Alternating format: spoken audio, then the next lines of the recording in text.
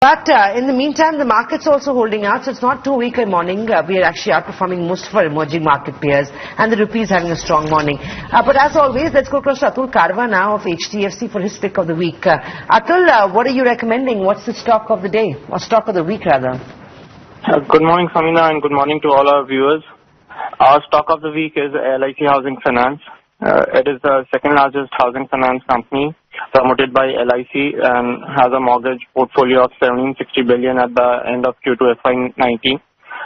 Some of the key triggers for the company are its share of LAP and project loans has been increasing steadily and accounts for 22% of its loan book. Yields are typically higher by 200 to 300 basis points in LAP and 300 to 400 basis points in project loans. So this provides support to its NIM levels. Urbanization in India has been increasing and it has created a huge shortfall of urban housing in India. Urbanization is expected to increase from around 34% at present to 40% by 2030 and 49% by 2050. And the trend of nuclear households would also drive demand for housing finance. And mortgage penetration in India is at 10%, which is substantially lower as compared to other developed and developing nations, leaving a huge scope for growth in demand for housing loans.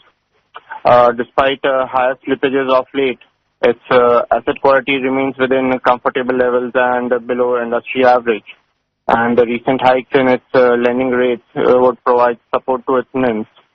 It has a strong parentage in LIC and a wide retail business.